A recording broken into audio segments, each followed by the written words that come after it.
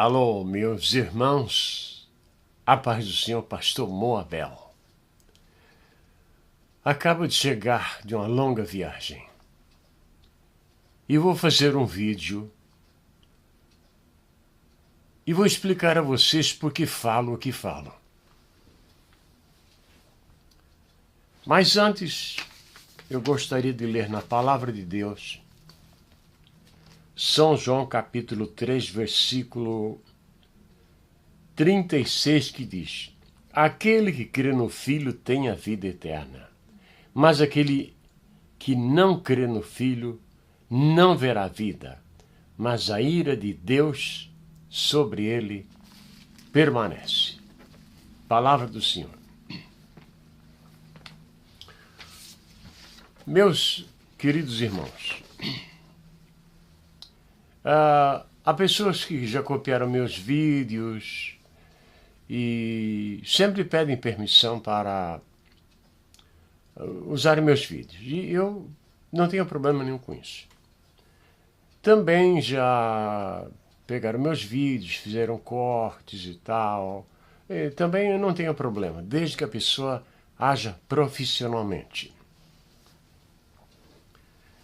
E às vezes pessoas me perguntam por que falo o que falo.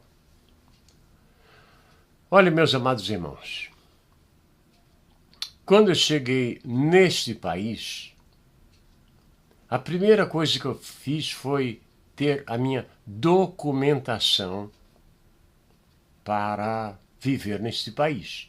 Não fiquei um dia ilegal. Depois fui preparar a minha documentação como juiz de paz. E aconteceu uma coisa interessante. Eles me disseram: olha, você terá que ser apresentado pela Assembleia de Deus americana. Acontece que eu não sou membro da Igreja Assembleia de Deus americana. E sem isso é impossível, disseram. Eu peguei todos os meus documentos e fui à corte. Todos os meus diplomas. E quando lá cheguei, eu novamente me apresentei e disse: eu quero ser juiz de paz. E quem lhe apresenta? Eu estou me apresentando. Não, você não consegue, disse a secretária. Contudo, eu vou lhe enviar para o juiz. Quando eu cheguei na presença do juiz, o juiz olhou a minha documentação e fez só uma pergunta: é você? Eu disse: sim, excelência. Ele disse: compre os selos. Quando eu fui comprar os selos, a secretária disse: como é que pode? Como é que pode? Porque eu também tinha urgência, que eu tinha um casamento para fazer. E assim, eles me deram a documentação e eu sou juiz de paz permanente até o dia que eu sair desta vida. É indefinido, não tem prazo. E depois de trabalhar muito na igreja, por anos e anos, aconselhando casais, fazendo casamentos, pregando, a gente vai obtendo uma certa experiência, uma certa tranquilidade sobre aquilo que faz. Mas vêm pessoas novas que não têm nenhuma formação teológica, a gente percebe. E juntam um grupo de pessoas que admiram por ele ser jovem ou por ser rico, ou uma coisa ou outra. E eles começam a querer fazer alguma coisa para trazer notoriedade, para serem diferentes. Mas acontece, até aí tudo bem, mas eles começam com seus discursos a maltratar pessoas. A maltratar pessoas. E as pessoas começam a gemer, porque não há quem as defenda. biblicamente. Ora, a Bíblia diz assim que se a mulher crente ou o homem crente tiver um filho com descrente, o filho é santificado. Ora, se o filho é santificado, ele está salvo, não está? E a mãe dele que trouxe ele ao mundo, ela não é santificada? Isso é uma falta de raciocínio. Uma mãe santificada ou um pai santificado traz um filho santificado ao mundo. Mais tarde ele poderá até perder-se, mas ele é santificado. Isso é o que diz a palavra. Mas eles não querem raciocinar. E a parte que mais perde são as mulheres. Algumas mulheres, eu ao defender uma irmã que estava passando uma tribulação muito grande com um pastor que fica pregando estas coisas, elas combatem. Minha irmã, eu vou falar de um modo bem claro que você vai entender. Vassoura nova varre bem. Casamento novo é uma coisa. Eu já estou indo para os 50 anos de casado. Eu posso dizer alguma coisa. Estou há 69 anos na igreja.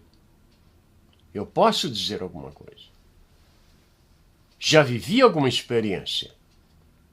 Agora, a pessoa casa, ainda está no frescor do casamento, na alegria do matrimônio, da lua de mel, das grandes amizades e começa a jogar pedra nos outros. Tenha paciência, modere-se. Depois de 45 anos, você terá mais experiência para falar e não vai precisar maltratar os outros. Eu, depois de enfrentar as cortes americanas e me tornar habilitado para fazer casamentos, porque aqui, aonde eu tirei a minha documentação, só quem é registrado na corte pode fazer casamentos. Só. Se ele não é registrado, ele não pode. Mas há pessoas que eles vão falando o que lhe vier na cabeça, não o que está na Bíblia. Eu não vou citar o nome deste cidadão, porque há pessoas que não se sentem bem, e eu também não me sinto bem. Mas eu vou prometer a vocês uma coisa. Toda vez que uma mãe entrar em contato comigo e reclamar que ouviu mensagem deste pregador ou de outros pregadores e o filho ou a filha ficou perturbada, eu vou dar resposta.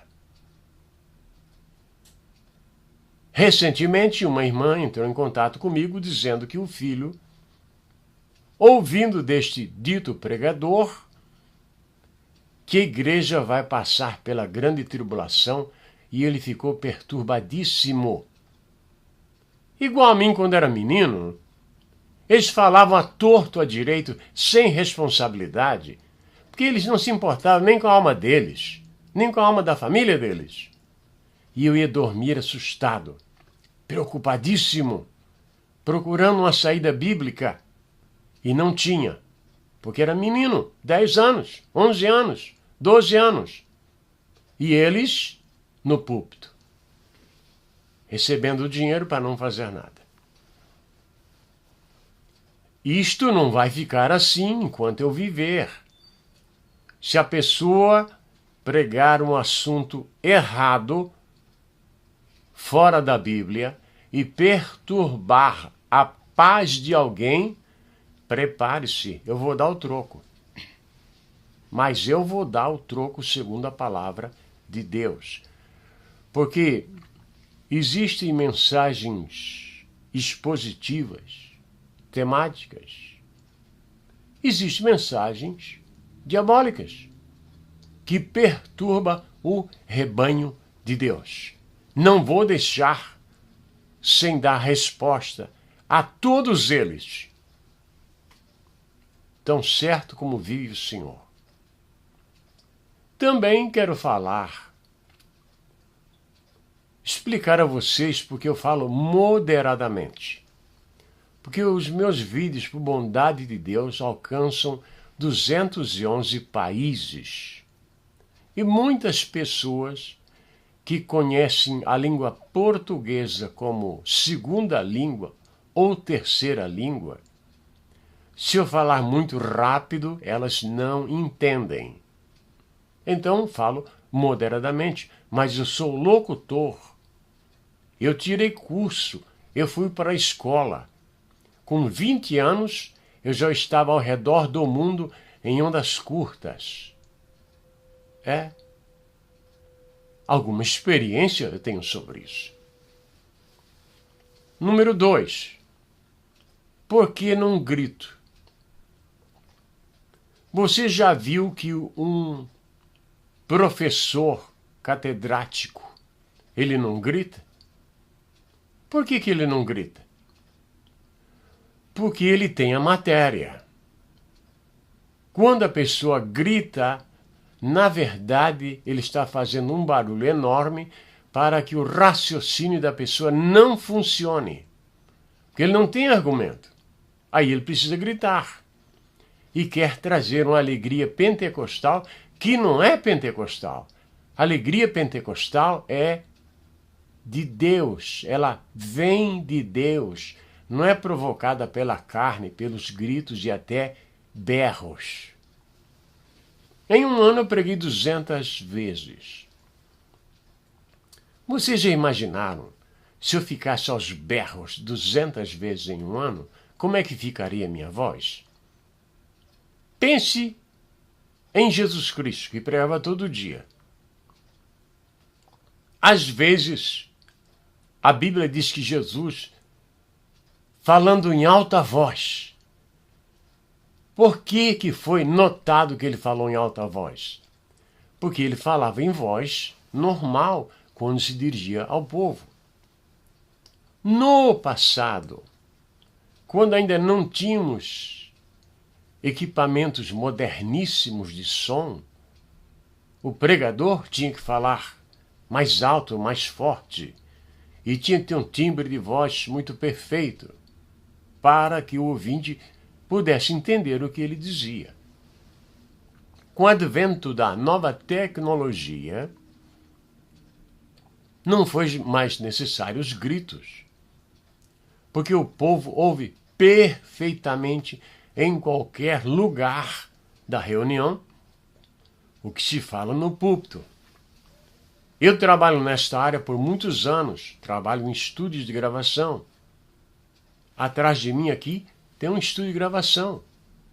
Eu trabalho nesta área. Sou muito feliz por Deus ter me dado esta oportunidade. Não apoio aquele que fica aos gritos. Porque grito é uma coisa, a unção do Espírito é outra. Também,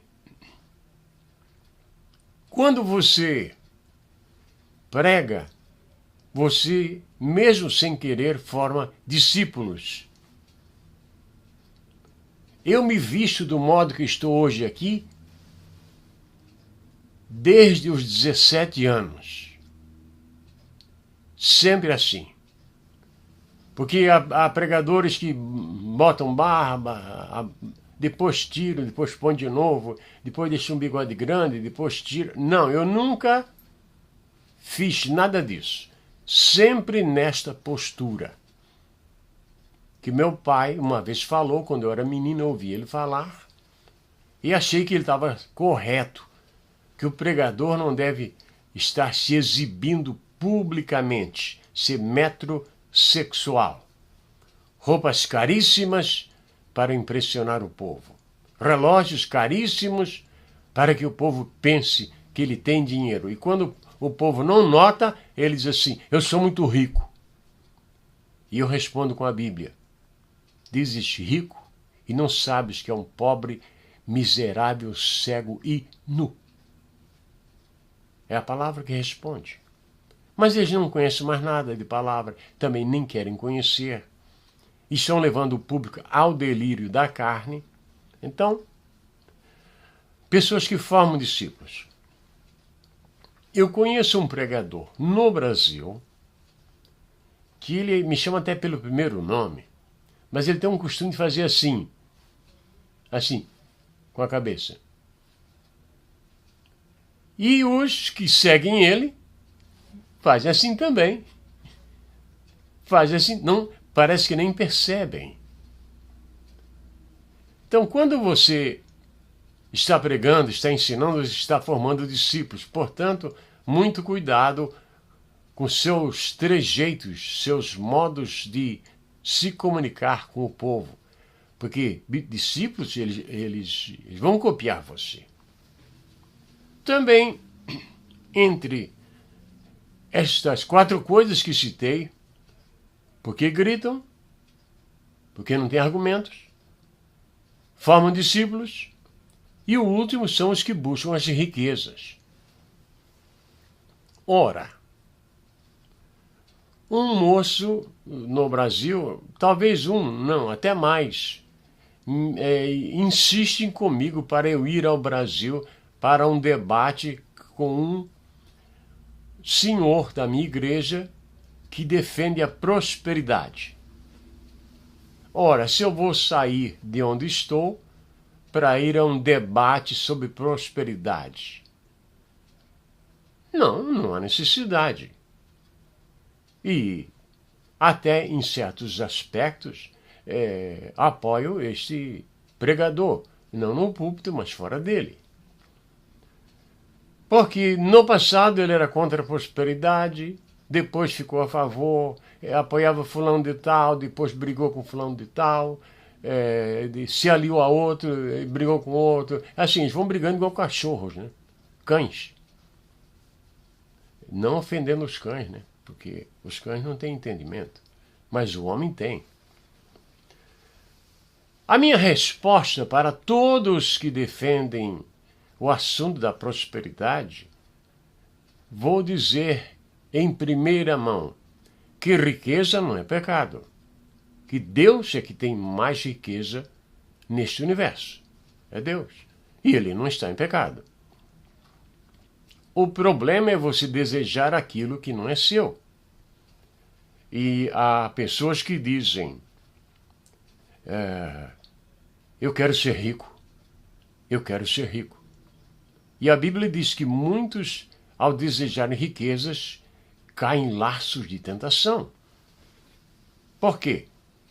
Doce é o sono do trabalhador, quer coma pouco, quer coma muito, mas a riqueza do rico não o deixa dormir. Você sabe qual é a preocupação do rico? A preocupação do rico é ficar pobre. Porque uma vez pobre, pobre para sempre. Parece que é assim, né? Ele pode ter uma rede de padarias que fabrica 10.000 pães num dia. Mas ele tem medo de dar um pão que no outro dia vai voltar a ele. Assim, são esses que buscam as riquezas. E para responder a todos, vou dizer, Pedro andou com Jesus, morreu pobre. Tiago andou com Jesus, morreu pobre. João, o discípulo amado, morreu pobre. Eu preciso dizer que todos morreram pobres e alguns ainda em martírio. Então, esses que pregam a prosperidade, eles são os grandes mentirosos. Porque eles dizem, Deus dá, Deus dá. Oh, Deus dá? Dá. Então peça a Deus. Não peça a mim. Mas se Deus dá, peça a Ele. Ele tem mais do que eu. Peça a Ele. Mas por que você não pede a Deus? Porque Deus não te dá. Aí você engana o povo. E o povo dá. O povo que fica alheio a palavra de Deus. Mas vocês vão pagar por isso. Vai chegar um dia que essa história do lencinho que o irmão passou lá na porta do banco virá à tona lá na eternidade. Isso vai acontecer. Essa história não está terminada ainda. Aonde que lencinho apaga a conta? Aonde que Jesus Cristo, na sua palavra, ou os apóstolos ensinaram que era para fazer esse tipo de coisa para pagar contas? Irmãos, devemos entender o seguinte: o banco não tem dinheiro. O dinheiro que o banco tem é o dinheiro que você deposita. Então você, ao depositar, o que acontece? O banqueiro dá aquele dinheiro a juro. E se a pessoa passar o lencinho e a conta desaparecer, ele vai ter que pagar a você. Porque se ele disser assim, olha, emprestei o seu dinheiro e a pessoa não pagou, lamento muito, você vai dizer, não, problema é seu, eu quero meu dinheiro. E eu vou lhe dizer uma coisa, a maioria deles são bancários. Você pode ver, trabalhar em banco. Eles sabem como manipular o dinheiro e depois manipular a mente do incauto. Eu não quero dizer que não se deva contribuir. Não, a pessoa deve contribuir. Ele não deve ser um crente miserável. Mas não para o pastor trocar de carro 6 vezes no ano. Carros importados. Tenha paciência. Assim não dá. Lembrando que no passado era um homem muito pobre, que eu o conheci. Esse é o problema, né? Por que estou falando isso? Porque novamente novos vídeos têm aparecido, novas pregações em público têm aparecido, maltratando pessoas. E desta vez agora é sobre o assunto a grande tribulação, que a igreja passará. Em tempo, vou dar a resposta. E o diabo que se arrume com as respostas dele, porque na palavra está muito clara. Não deixei este mundo na minha infância, na minha juventude, na minha idade adulta, para servir ao Senhor, para depois descer fogo do céu para me consumir, né? Aí eu diria que Deus não estaria agindo corretamente. Esta que é a grande verdade. Muito obrigado a todos vocês que assistiram esse vídeo. Entendam porque eu falo o que falo. Que Deus abençoe onde você estiver neste mundo maravilhoso de nosso Deus. Amém e amém.